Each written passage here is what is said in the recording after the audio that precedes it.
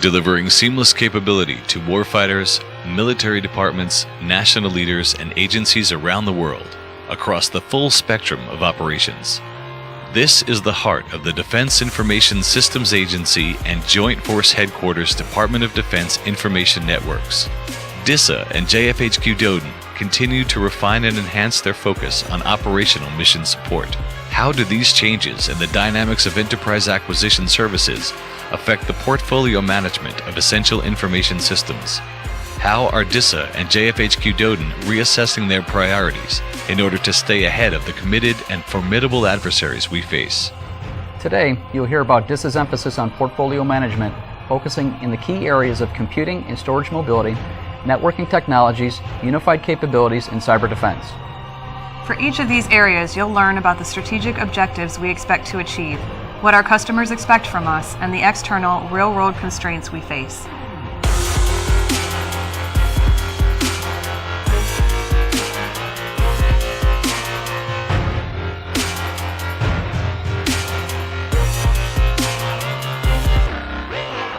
DISA's computing and storage portfolios are looking for ways to mitigate risks, reduce costs, sunset legacy systems, standardize and embrace new technologies to increase the agency's competitiveness.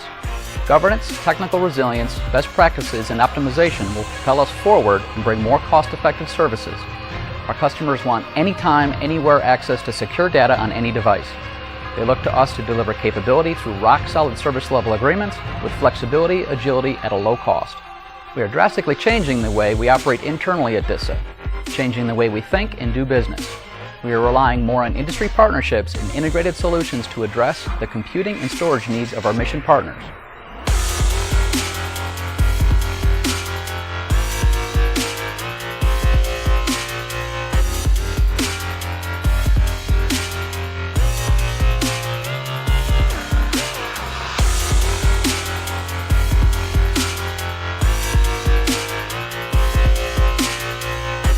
The strategic objective is to provide access to unclassified and secure classified data to the top secret and SCI levels with the necessary mobile devices and infrastructure. This also includes an improved mobility ordering service based on commercial interfaces. We're planning for use of the Windows 10 mobile device platform in addition to currently available Android and iOS platforms. We also must partner with industry to meet the DoD CIO objectives to authenticate users using derived credentials, which will usher in new mobile technology and architecture. Our customers want access to the latest mobile technology.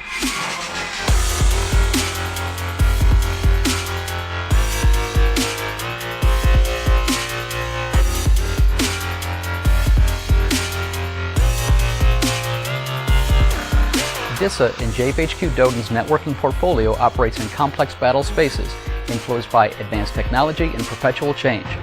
Our strategic view in this portfolio brings into focus more redundant, survivable infrastructure and services.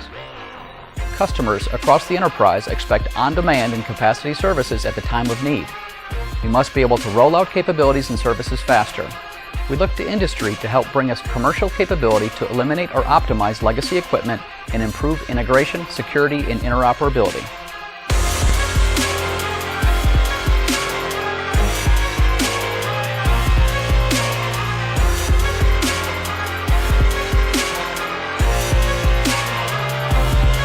From a strategic perspective, the UC portfolio objectives are to leverage legacy services when possible, intelligently consolidate and recapitalize them when appropriate, and perform new acquisitions when necessary.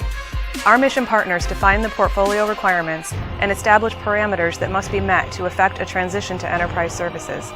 These factors include support for emergency services, tactical to strategic use cases, and interoperability with legacy infrastructure.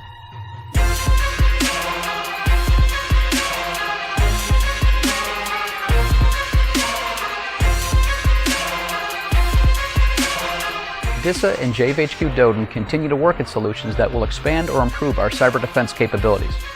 We need to actively block, in cyberspeed, known and unknown attacks at network perimeter, regions, and endpoints. We aim to improve our ability to hunt and eradicate attacks that evade defenses, ensuring information and infrastructures are safeguarded from the insider threat. We also need to empower our network defenders through better information sharing and situational awareness reporting. Our customers expect these capabilities to come with ease of use, high effectiveness, and low cost. With limited resources, the operational complexity of solutions, emerging threats, and technologies, partnership with industry is an imperative. You will receive more information on all these mission areas over the next several hours directly from the subject matter experts and portfolio managers.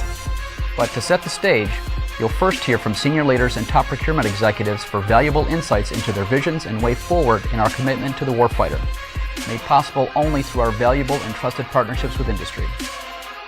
In today's constantly evolving mission environments, DISA and JFHQ Doden will persistently adjust efforts, focus, and acquisitions to keep pace to ensure warfighter success.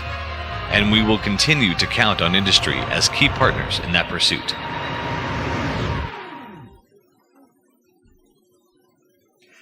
Ladies and gentlemen, please welcome your host, the Vice Director of the Defense Information Systems Agency, Major General Sarah Zabel.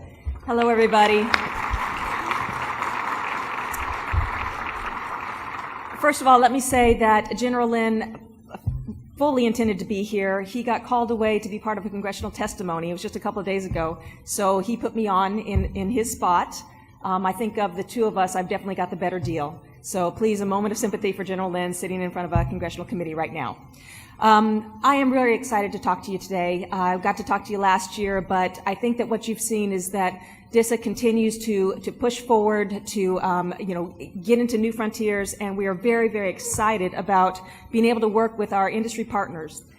Between DISA and our industry partners, we've been able to bring great capabilities to the warfighter, but we see further challenges on the horizon, and we really need your help to continue to provide a very agile, flexible, robust, reliable global information infrastructure to be able to provide global command and control for our warfighters and our troops in the field, and to be able to bring in new innovations, cybersecurity and in other areas, so that we can continue to dominate the nation's power. So I'm very excited to have you all here and very excited to be able to kick off this meeting. DoD, of course, it won't be news to any of you. DoD is a really, really big customer of information technology and communications. When you look at the about $31 billion annual spend for DoD, a very large chunk of that comes through DISA, sometimes directly appropriated to us, and very often from our mission partners on its way to get to you, to get the results out in the field that we all need. We continue, even though top-line budgets, are still pretty static, sometimes descending, we see actually that IT is becoming more and more important. Cyber is more and more important, and we're not expecting a big dip in the IT budget anytime soon. One of the things that we mutually, you and I, have been able to do over the years is bring more value for the money. And what we're showing you here on this slide and on the next one is just two different views of what we've seen over time. So over time, in terms of bandwidth, of course, the cost per unit bandwidth has come down significantly, while at the same time, the user demand, the amount of bandwidth that we need to buy for ourselves and for our mission partners, is continuing to go up. We are very interested, as we move to the future, in how do we continue to bring, more, and not just more bandwidth, but effective communications to our mission partners. We are interested in technologies and business practices that increase the resilience and the healing and failover capabilities. We are often stuck buying, okay, here's, 1 circuit, 2 circuits, 3 circuits, to make sure that a site is connected, is not going to go down. But we are very interested as the technology in the world moves more towards a grid, something that balances itself, that's able to help our mission partners to not fail. If we can stop buying individual circuits for every single need, I think that we would mutually move forward to being able to serve our business partners more effectively.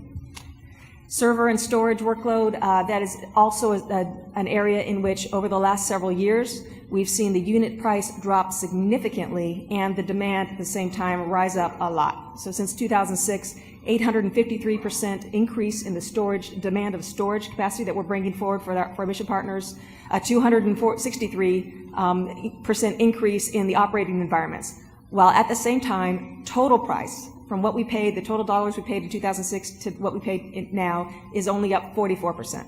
So again, we see this is another area where we see continuing growth in demand, and we are very interested in the new technologies and new practices that help us be more effective for our mission partners.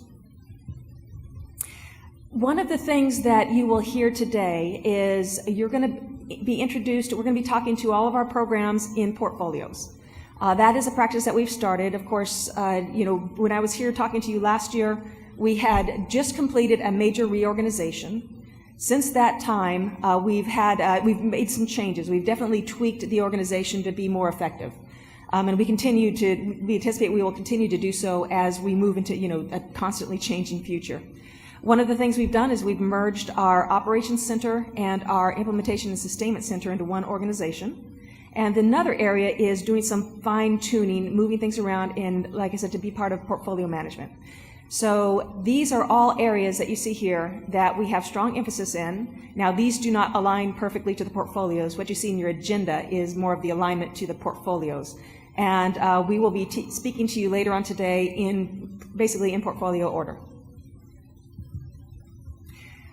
Part of the changing world is that DISA has come into some new work in the last couple of years, some big ones. So we inherited the DoD Cyber Range, and in fact, we also have an initiative where we're building out our Department of Defense Information Networks lab, so that we could replicate to as much as greatest extent we can the whole Department of Defense Information Network in-house in order to make sure that we understand the impact of our decisions before new products or changes roll out.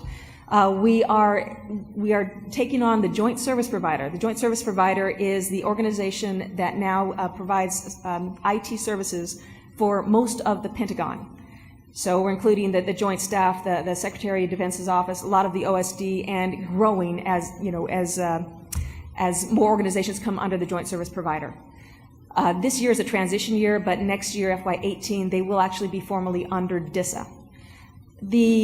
Following the OPM breach, DISA got the task to build the new IT for the background investigations service. We are enthusiastically pursuing that right now, and even though we don't have a briefing for you on that, I understand that our program manager will be available to talk to you later on today. In terms of mobility, it's not only unclassified mobility, but we are making strides in classified mobility capabilities as well. That's an area that we see growing quite a bit as time goes on, and we have put a lot of focus into mobility, not only providing mobility, but making sure that every service we provide, where it's appropriate, has a way to go mobile. How does that service go mobile? So mobility is a concern for everything that we do. The White House Communications Agency, its role has also increased. It's taken on unclassified computing for all of what we call the 18 acres, so the whole White House, all the organizations in the White House area. That is a new and a big expansion of their former duties. And finally, last time I was here, I told you we had just stood up the Joint Force Headquarters Department of Defense Information Networks. We are still maturing that organization. That is a very essential link between U.S. Cyber Command and the different military services in order to make sure that we have command and control over all of their internal defensive measures and the way that they operate their networks. So a really important role and just growing now. Now, of course, one of the reasons we love to have this event every year is it gives us a chance to talk to our industry partners, person to person, face to face, and we really are glad that you've come here to take advantage of that, or those of you who are watching this streaming. We hope that you will send in your questions, that you will follow up when you hear people coming up to the stage and saying things. We are very happy with some of the ways that we've met our goals, especially this last year, but we are always looking to do better. So a couple of things that we're particularly proud of is we've met our small business participation goals for many years. We are surprised and proud that we finally met our goal for competition. Sharon Jones will be talking to you later this morning, and I expect you to take full advantage of the opportunity to talk to her. Now, before I open it up for questions, there's a couple things that General Lynn wanted me to relay to you, and also things that I wanted to relay to you from my position as a senior procurement executive. First thing he wanted to mention was there's been questions about what is the agency's intentions for the future in use of the lowest price technically acceptable as a source selection evaluation methodology. And I want to tell you from him and from me that DISA does not have a default source selection evaluation criteria. We do not assume LPTA, we do not assume a best value trade-off. We look at every single procurement and say, what is the right answer for that one? We do extensive market research. We look at what's available now, also like previous contracting practices and experiences, how did that work last time, to see what sort of results we got. But there is no assumption, no default. We will continue to use LPTA where it's appropriate. We will continue to use best value trade-off where that is appropriate. And I can tell you that as the senior procurement executive, every acquisition over $10 million comes to me, lifetime $10 million, comes to me for approval. And I always talk to the teams about, okay, which methodology did they recommend and why? If it's LPTA, tell me why. Tell me what your technical acceptability factors are going to be. If it's a best value trade-off, what are you trading off? What message are we sending to our industry partners? Are we going to say that the cost is about equal to the technical factors, or are we going to say the cost is the other factors are just so much more important we really don't care about the cost? What are we saying and why? And I found that most often the reason that we would do an LPTA type of acquisition is because they can't find anything of value to trade off. There's just nothing to express to say that this proposal is more worthy than this proposal in any objective manner. It's just not there, or they can't find it. And that's most often why we're going to be doing what's happened when we've gone LPTA.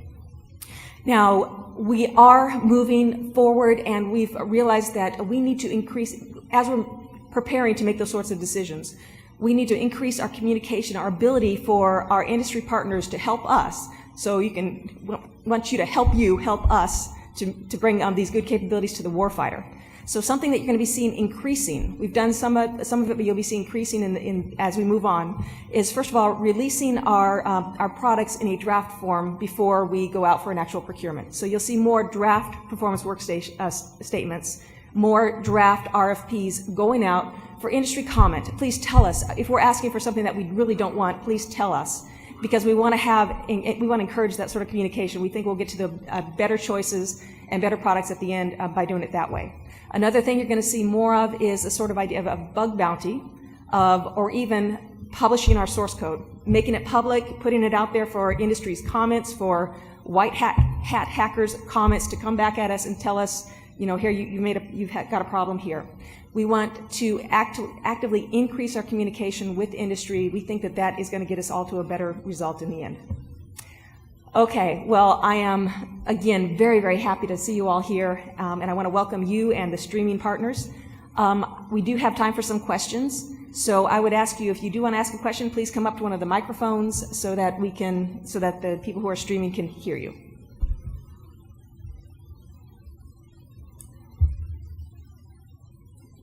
I guess, can we turn the microphones on, too?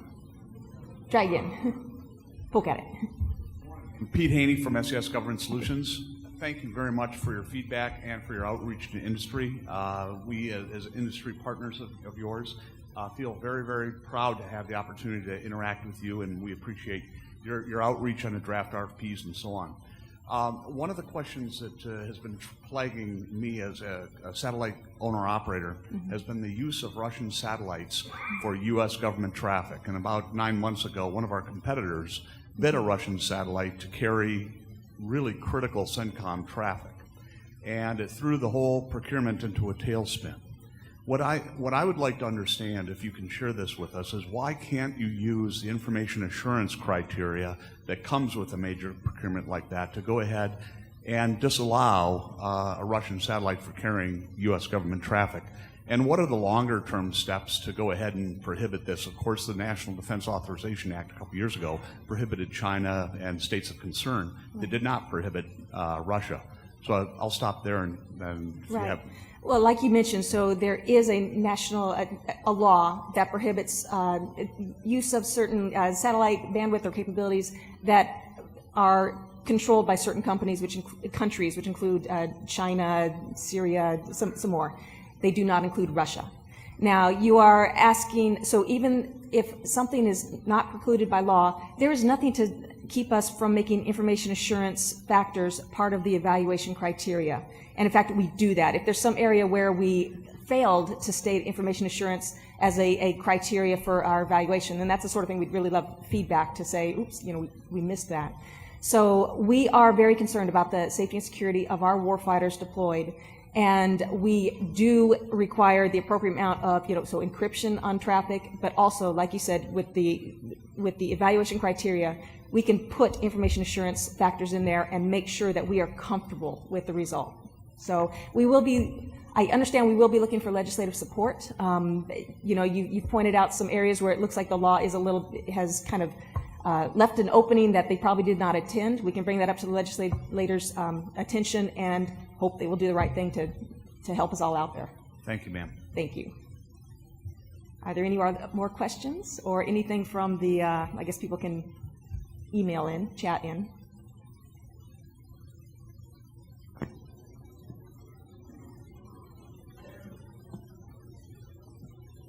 All right, question please. Hi, General Zabel. Sure, Al Mink, System Spirit. And my question deals, a general question on cloud. Cloud and DoD and the federal government's evolved, from cloud brokerage services at DISA and the services all the way back to your partnership with a SaaS level with enterprise email. Now with the emergence of a new level of technology, the containers, that's gathering a lot of interest. Where do you see cloud moving in DoD in general, and then DISA in specific? I know that this is nothing on paper. I'm just kind of looking for your informed thoughts on that topic. Yes, let me give you my thoughts, and our cloud, our portfolio managers will be up here, and our program managers will be out for people to ask particular questions. But basically, you talk about containerization, and it really points to the sort of innovations and the new technologies that are available from the many excellent cloud providers who are on the commercial side. What we're doing is we're actually trying to we are bringing commercial cloud more on-premise. We're also increasing our suite of tools that help our mission partners use commercial cloud, off-premise. So in, whatever cloud vendors' facilities, their data centers. So among our tool sets, our Secure Cloud Computing Architecture, SCCA, is a collection of tools that help our mission partners use commercial cloud so that they can take full advantage of their great and growing capabilities. These tools basically relieve the mission partner from having to build out an entire infrastructure in the cloud in order to get their first application out there. So we're talking about a DMZ, about a cloud access point so that they can do some security monitoring, go back and forth.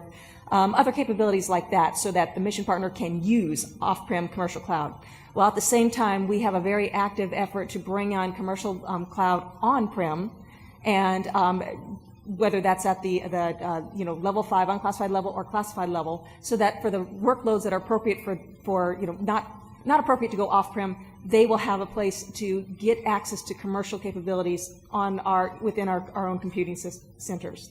So I guess our solution to that is to say, yes, we love what's going on from the commercial service providers, the cloud service providers. We want to make sure, give our mission partners better access to what they have in their own data centers, also bring that on our campus and help us, and provide it to our mission partners from our campus.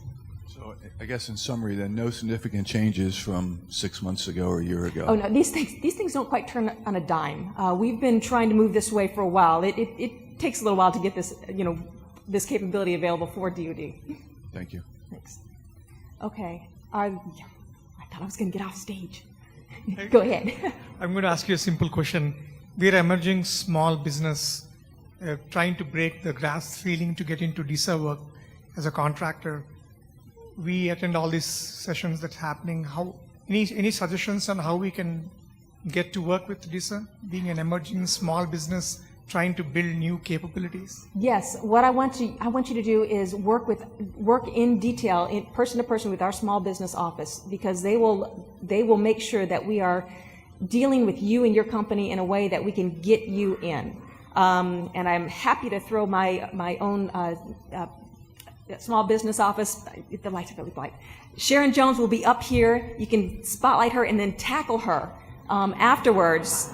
And because she is here for you to make sure that we get the advantages of all the innovation, all the great ideas, all the capabilities that small business as well as large businesses bring to us. So I'm going to defer you to her. Thank you. I want to give a shout out to Sharon and Kelly. They're wonderful people to work with. Sharon, she is fantastic.